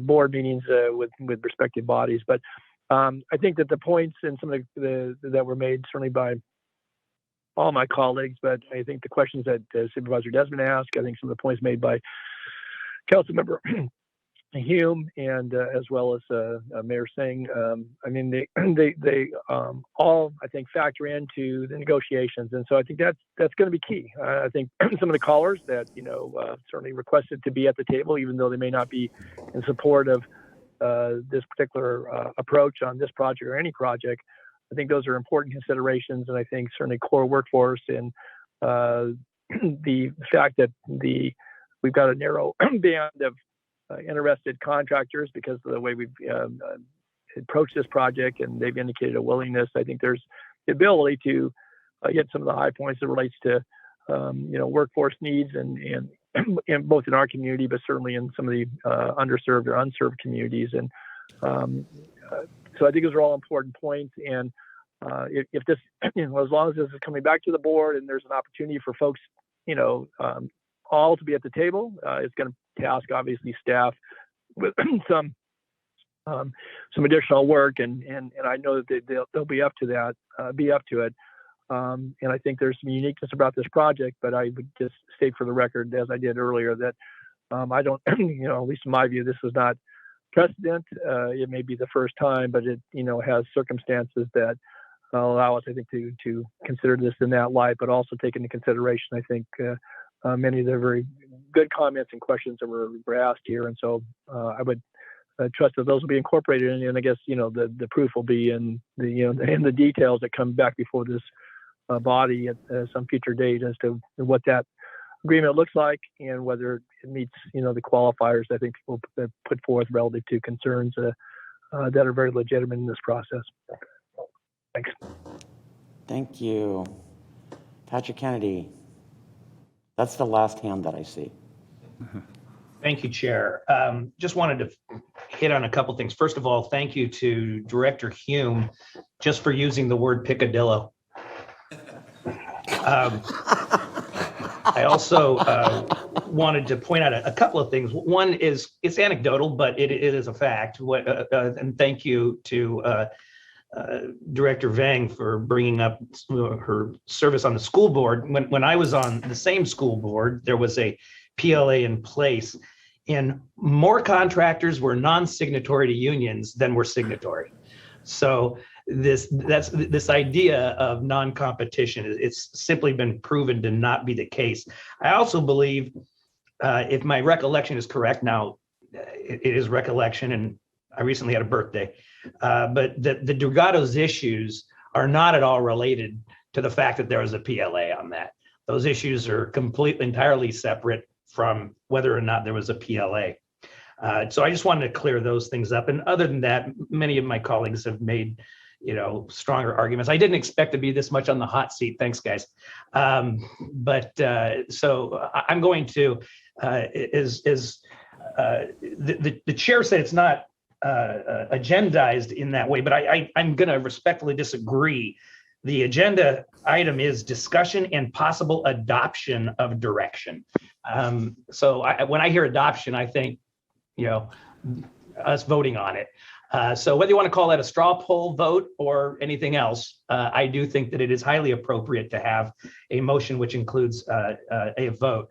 So at this time, I will gladly make a motion to provide staff direction to work with the building trades to negotiate a CWTA and include that CWTA as part of the RFP for the biogeneration facility project. Second. So I'd like to get some clarification on the motion, Patrick, if I could. And so would our attorney. Yeah, I actually don't think this is the appropriate thing to do, but nonetheless, if we go down this road, the direction from Supervisor Desmond is very astute. If you made part of your direction in this motion that in the negotiations, the trades protected the core workers of the contractors bidding on the Biogen project, I can be in support. Lacking that, no. Well, thank you for being direct in a very Jeff Harris way. I have been involved with many PLA negotiations, and I've never been involved in one in which the core employee issue was not a part of those negotiations. So I would certainly include that as part of the direction. Okay. Thank you for that, Patrick. Appreciate it. Okay. And our attorney would like. I have a question on process. I just want to make sure we're all on the same page as we leave the room today. So there had been comments from various board members about making sure that whoever is selected as the design builder for the project would be involved in the negotiations of the agreement and a signatory. Obviously, when we issue the RFP, we're not going to know yet who the selected firm is. So I guess my question is the intention that when we issue the RFP, which I think will come relatively shortly, that we simply indicate in the RFP that there will be a requirement for an agreement along these lines, and then that agreement is actually negotiated once a bidder is selected, or Krista, that's exactly how I've seen it work in the past. Okay, and now I'm so going so the agreement is not going to be part of the RFP because that will come later. But anyone who bids on it has to agree to enter into these discussions and into an RFP. Okay, but keep in mind that we have 3 firms already that have already indicated this is not going out to bid like later. This is a design build thing. Right. So we have 3 firms that have already qualified. As Christoph said earlier, all 3 firms have agreed to this already. They've all indicated that they're in favor of doing that. My personal feeling is that because our staff will in fact be writing the RFP and that we're trying to move this project ahead sooner rather than later, our staff does not have the experience at this point in time to include a draft agreement in the RFP. So to my mind, that would have to happen later, after the firm is chosen. So yes, but as long as there is language that there will be a PLA into the RFP or a CWTA, you are correct. And to be honest with you, Chair, I think that the negotiations between the building trades and the contractor would probably be much faster and more efficient and thorough than between our staff and the building trades because of their level of experience in these matters. So I agree with you entirely. All I'm suggesting is that I think from a time standpoint, I don't want the building trades or anybody other than our staff putting together the wording in the RFP. It's one thing for our staff to get some advice from outside the organization, but I don't see that happening in the very near term, so I think it would have to happen later. That's all I'm saying. Agreed. Okay. And for clarity, do we want to call this a PLA or a CWTA? The motion is a CWTA. Thank you. And I'm going to ask one other, this is really just a comment. We've had a lot of comments today that people believe that this project is somehow unique, and I'm just going to disagree with that. And I do think that the board taking this kind of an action or giving this direction is starting down a slope that I think many of the board members have expressed a desire not to go down. So I just want to caution everybody. I don't see anything peculiar other than this being a design build project that would necessitate or mandate or create a different scenario than any other project that we do. I don't see this being special in any other regard other than being a design build. Madam Chair, if I may, one more point. Yes. There was also, I left one off of just responding to comments that were made, and there were a couple of comments made about local hire. We've all been involved, I think, with that issue, and everybody likes the sound of local hire, but it's a very difficult thing legally to enforce. This is the one way you do that. No, I'm all in favor of local hire. I'm all in favor of all of the things that were talked about today.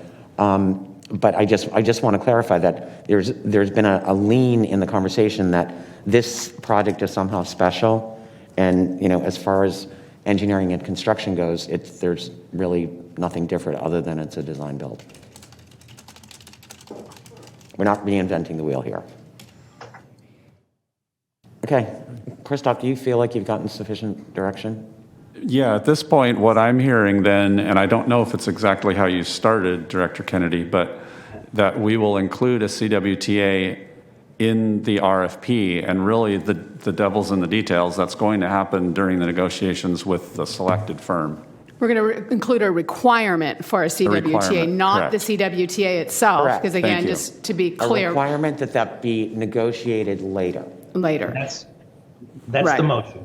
And one further question that I have, and perhaps this is something that staff can work out, is that typically, I think, we would choose a successful, the staff with their evaluation team would choose a successful team to do the work, and then we would come back to the board with the contract and to make the approval. Here, I don't know if we need a two-step process where the project labor or the CWTA comes back first, but we can talk about that. You know, whether that would be somewhere in between, so we would have issue the RFP with the requirement, select the winning proposer internally, negotiate the agreement, or do we come back to the board before that, and then we need to figure that piece out, whether that requires another board action. Madam Chair, can we call the question? Yes. So we have a motion. Do we have a second? Yes, Member Bruins seconded Okay. the motion, correct? Thank you. Member Bruins? I thought it was Valenzuela. Oh, maybe it was And Valenzuela. Sing Allen. I did not, it was not Bruin. Oh, Okay. Member Valenzuela? I thought it was me, but doesn't matter. I think the mayor and I tied, so I can give it to Bobby for this one. Thank you. Thank you. Thank you. I appreciate it. So I have a motion by Member Kennedy and a second by Member Sing Allen. Member Bruins? No. Harris? Harris?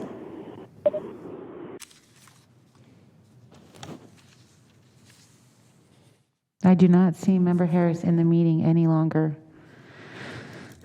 Member Frost? No. Hume? Aye.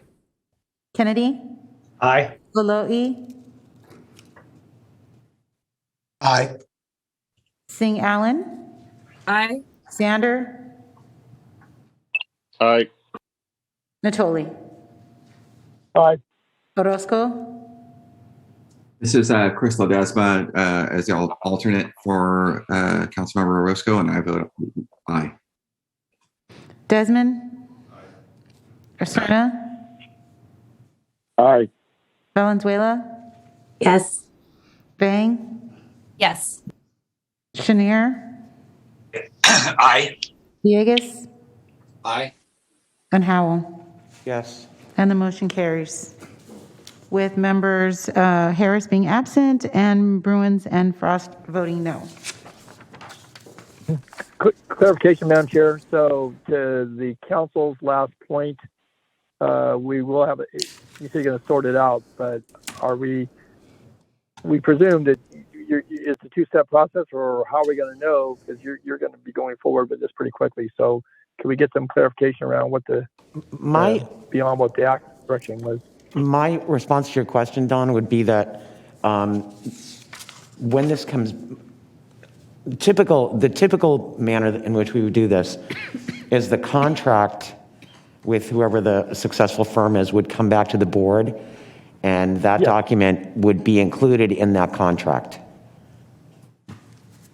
Right. So my question was, and I said maybe we need to talk about this internally because I don't have experience with these sorts of agreements either, is does the board want to see that CWTA in advance of the design build contract with the successful bidder, or put it together as have them both come back at the same time? And I find that to be an interesting question because I think that the one person that sits on this board that may have all of the experience or the only experience in this sort of issue is Supervisor Kennedy.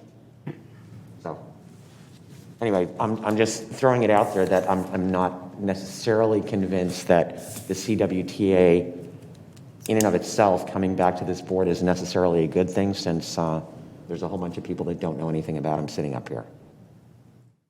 Or not enough to craft the language anyway. So my personal suggestion would be that it just be included as part of the contract document. And, you know, and if, I would also recommend that the staff have an internal discussion and come back and let us know if you guys foresee any problems. And if you'd like to propose a change in the normal process where we would just see it as part of the overall contract. Well, could I ask a question, Madam Chair? So if the contractor is selected and then does the negotiation for a PLA with all the parties, with the district and with the trade unions, it would, as a matter of course, come back to this body to approve, right? Okay, because we've expressed some, including myself and I think a few other directors, are very interested in some certain provisions being included in that PLA. So I think I just want to make sure we will have an opportunity to approve it. Okay, thank you. One way or But let me ask you a question, if I could, Madam Chair. Will it be because it comes back as a package? It's not so much the PLA as it is the contract for the work. The PLA will have been negotiated. I think it goes to Krista's core question about this, because then you're only in a position of either saying no to the award of the contract. Because if you have any issues with the PLA, that's the only way you're going to, unless the ability is to send it back to have further negotiations. At that point in time, a lot of work will have been done. So I just to your point earlier too, Madam Chair, I think we ought to figure that out before we get there, because I can see us getting there, and then there are still issues of maybe a major consequence for members of the board who may have qualified their support, but then the only choice they're really going to have is to say no to the contract award. I guess I don't know. I don't want to miss. That's why I suggested, Don, that the staff have a discussion internally and maybe come up with a path forward on this. And we could come. That's a good idea. We could come back with an update and just an informational update. Yep. As I'm hearing this, I'm starting to think that it probably makes some sense to have that CWTA come first, because I would think that the provisions of that, again, the devil's in the details, that impacts their contract. And it would make more sense to have that solidified before obviously it's going to be in parallel, but before we finalize the overall design build contract. Yeah, I would agree. It's just that right now we're kind of flying by the seat of our pants, because we're having a conversation not knowing that we were going to be having this conversation. So. Yeah, It's not the original plan. Discussion amongst our staff, and then keep us updated, and we'll take action as we need to. Madam Chair, if I might, my hand's raised. Sorry. No, that's fine. You can't see it. I agree with you, with the chair, in that, all due respect to our staff, we all acknowledge frequently how we have great staff. But I do believe that the last thing we want is for the board to be negotiating this, I think what I'm trying to say is I think we're making a bigger issue of this than it actually will be, because in the practicality is the contractor who's selected of the three will have extensive experience in dealing with such. I think Christoph did confirm that. And I think that this is more commonplace in their world than it is in all of ours. And so I think that's where the negotiations will and should take place. Yeah, it's just that we've got so many board members that have specific items that they want to dip their fingers into the pie. So I'm just trying to clarify how we're going to do this. Okay. So now are we clear? As clear as I think it's going to get. That's what he says. Okay. All right. So I think that finally means that we're moving on to item number 6. Item number 6, acting as the Regional Sanitation District. This is to receive the 2021 update of the long-term financial plan and approve the capital funding projection for Sacramento Regional County Sanitation District for fiscal years 2022, 21-22 through 2030-31. Just before Glenn gets started, just have a couple of quick comments. So Glenn Iwamura will be our presenter today. The projections are looking very good, and I won't steal any of his thunder beyond that. I will say, however, that there are a number of unknowns that I think feel a little bit different this year than they have in the past, and that's related to just inflationary pressures in all areas, whether it's goods, services, labor, construction contracts. And so there's just a little bit of uncertainty and uneasiness about that. And so we've included a sensitivity analysis that includes a 10% operations cost increase in the future. And it's just to take a look at what does that do to the projections. And with that, I'll turn it over to Glenn and let him walk you through it.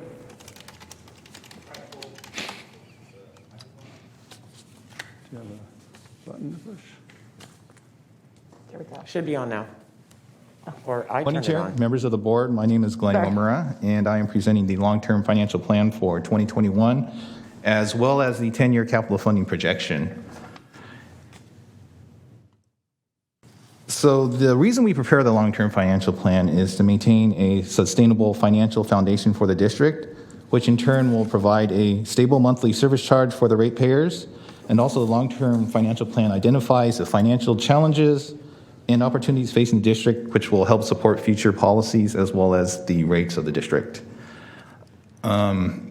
Here are some of the items that we'll be going over today. The highlights, critical issues, capital funding projection, the forecast results, as well as the debt management plan. So currently the district is in a healthy and stable financial position. During this projection, there is no rate increase that we see of. The Echo Water project is continuing towards completion with cost and completion time generally in line with the original expectations.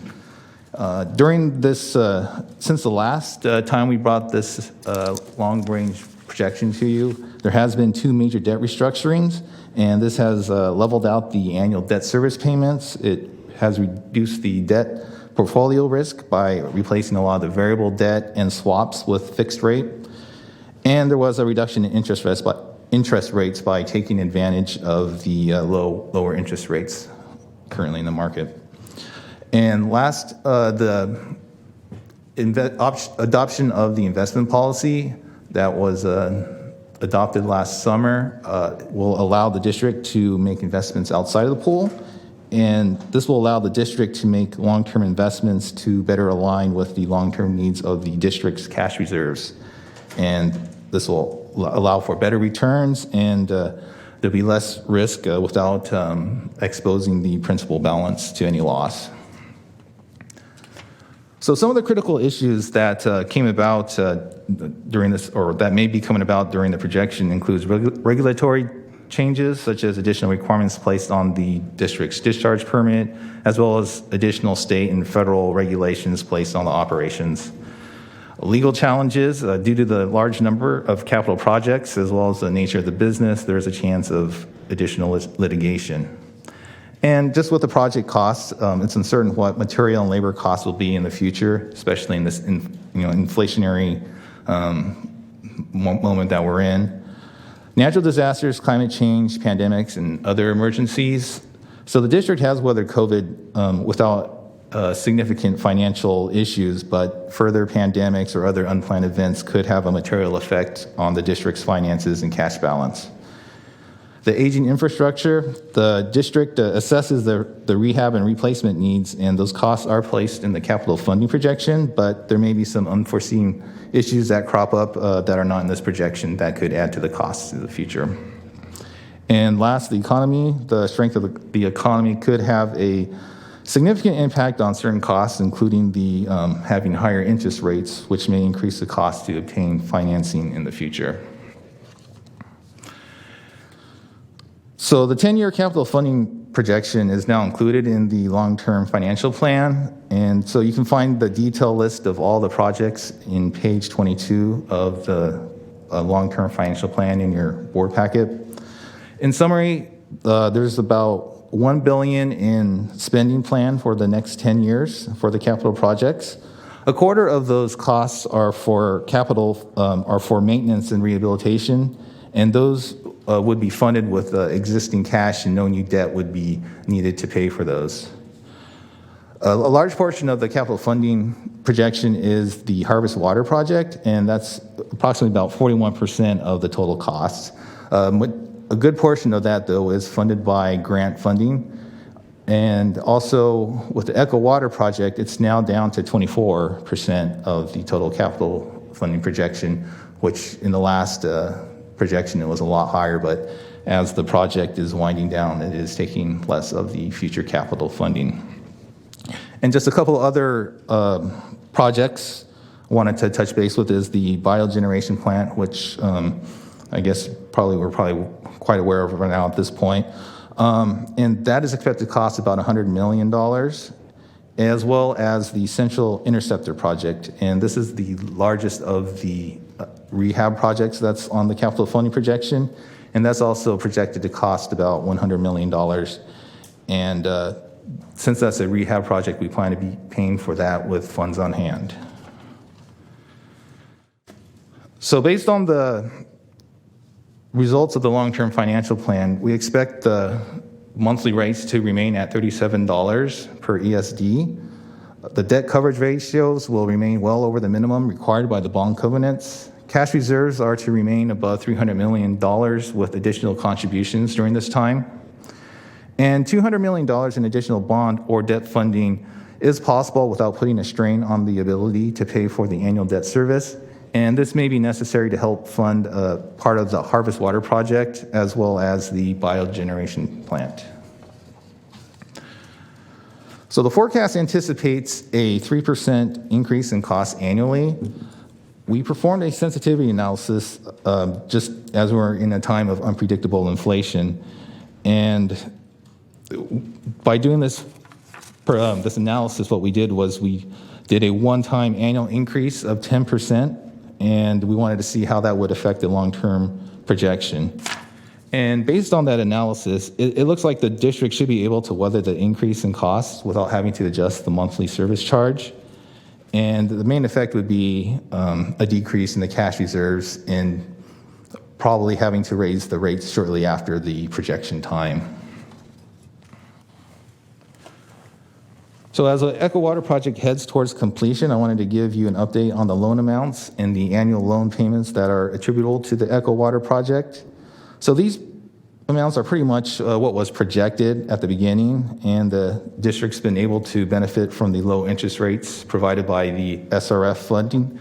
So you can see it's about 1.6 to 1.7%. And there are a couple of regular bonds included in there, which makes up about $300 million of that debt. So at the end of the project, the district would have financed about $1.7 billion and will be paying approximately $71 million in debt service annually. And this is about 60% of the total debt service of Regional San. So this chart shows the annual debt service before and after the two major bond restructurings that occurred during the last year and a half. And the red line shows the debt service payment before the restructuring. And the bar graph shows the current annual debt service payments, which is approximately $120 million annually for the projection time period. So not only did the bond restructuring level out the debt service payments, but a majority of the variable rate and the swaps were eliminated, which allows for a more predictable and stable debt service in the future, while reducing the risk associated with the old debt portfolio. So current action items as it relates to the district's debts. The first one is to renew the district's direct purchase agreements for the 2012C and the 2013B bonds. And this is a routine update that's done every 3 years, so there should be nothing out of the ordinary with that. Terminate the two remaining swaps, or at least convert those to a different floating rate index. We'll determine if it's financially feasible to terminate the last two swaps, and if not, what we'll do is we'll need to at least change the floating rate index from LIBOR to a different index, since LIBOR is going away in the next year or two. And last, after all the bond restructurings that went on, there was one bond left that would benefit from refinancing, and that is the 2014 A bonds, which is callable in 2024. This would typically be the best time to refinance those bonds, but due to the possibility of rising interest rates, we'll look into seeing if a advanced refunding makes financial sense rather than waiting until 2024. So with that, we recommend that you receive and file the long-term financial plan and also approve the 21-22 capital funding projection. So this does not approve the individual projects that are within the capital funding projection, as those individual projects will be going to your board separately to be approved. So with that, is there any questions or comments? Thank you, Glenn. Carrie had to leave, so I'll ask, are there any comments or questions from the members? Anybody have their hand up? I do not see anyone with their hand raised. Okay. Any public comment on item 6? We do not have any public comments for item 6. Okay, then we will need to take action on this item, so I'll entertain a motion to approve. Member Villegas, if you're speaking, we can't hear you. Villegas moved, Hume seconded. Villegas? It says approve. Yeah, approve the capital funding projection. Okay. Yes. All right. So a motion by Member Villegas and a second by Director Hume. Yes, please call the roll. Member Bruins? Member Bruins? Harris?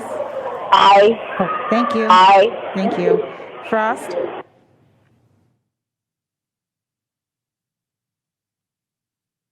Hume? Aye. Kennedy? Aye. Loloe? Aye. Singh Allen? Aye. Sander? Aye. Natoli? Aye. Orozco?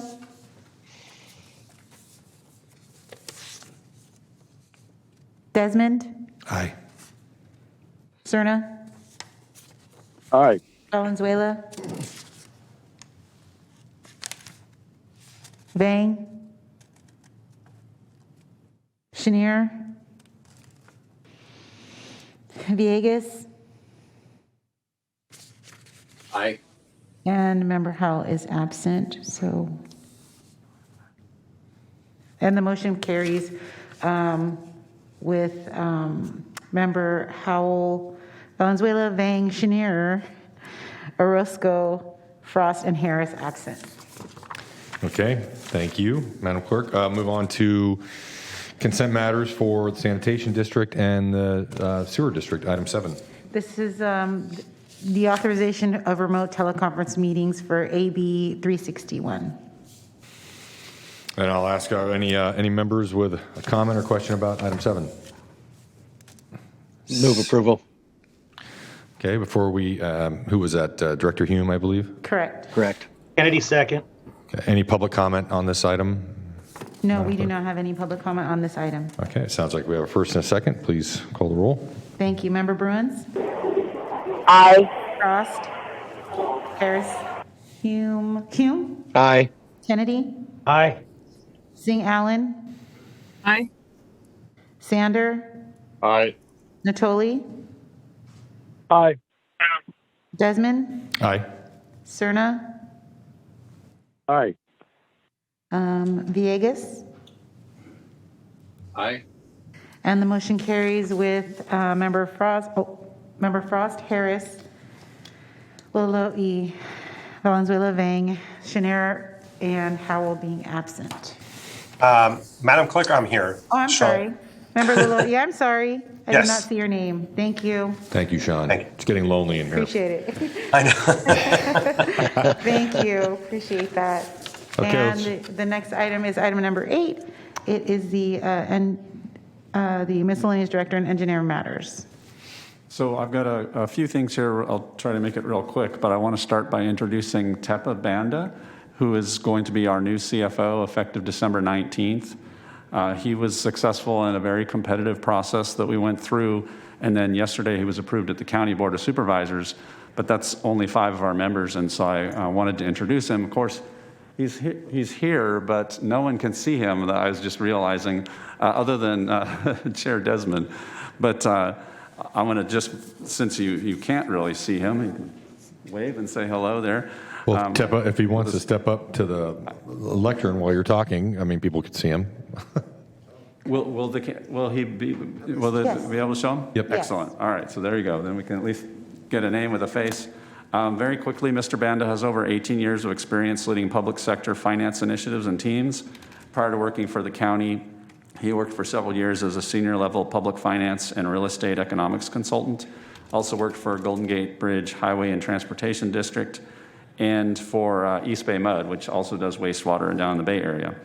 As finance and analysis budget manager, Mr. Banda started his career with the county as the Department of Waste Management and Recycling's Chief Financial and Administrative Officer, and he's been here just about 3 years doing that. Has a Bachelor of Science degree in agricultural economics and a Master of Arts in economics. And then he also has a couple of certifications as well. So please join me in welcoming Tepa Banda to SASD and Regional SAN. Wonderful. And I told him all he had to do was smile and wave. He's Perfect. Well, it's a minimum 10-minute long speech, Mr. Banda. No, thank you. Thank you very much, Christoph, and welcome, Mr. Banda. And I do also just want to mention that Glenn Iwamura, I want to thank him. He's been serving as the interim financial officer since, believe it or not, July is when Joe Mastretti retired. And so I just want to say thank you to Glenn as well. All right, and then other items. January 12th board meeting is going to be canceled. So our next meeting will be on January 26th. And at that meeting, we'll be selecting our new chair and vice chair. We have a process for that, and you'll learn more about it. But that will happen near the end of January then. And so I would just like to thank Chair Howell, who has left, and then also Vice Chair Desmond for your service this year. Appreciate it. And just want to wish the entire board happy holidays and safe holidays, and we'll see you next year. Thank you very much, Christoph. Any board members have any comments? I don't see any hands raised, and we do not have any public comments. Wonderful. Well, thank you very much, and I appreciate that. Glenn, thank you for your help. Mr. Banda, welcome, and Christoph, appreciate your comments. And let's finish up with the consent matters, items 9 and 10. Acting as the Sacramento Area Sewer District. Any director comments on items 9 and 10? I would move the items, Mr. Chair. I second. Yeah, we have a motion and a second. Any public comments? We do not have any public comments, and I'm sorry, I did not hear the second. Loloy second. Thank you. Okay. I'm sorry. Member Laloyi, you are not on the Sacramento Area Sewer District. I will second. Okay, thank you. Madam Clerk. Member Bruins? Aye. Hume? Aye. Kennedy? Aye. Natoli? Aye. Desmond? Aye. Cerna? Aye. Sander? Sander? And the motion carries with members Frost, Vang, Sander, and Howell being absent. Thank you. Thank you, Madam Clerk. And that concludes our business for the day. I want to join Christoph in wishing everybody very, very happy holidays. And thank you for all your work this year. And we will reconvene January 26th. This meeting is adjourned. Thank you. Bye.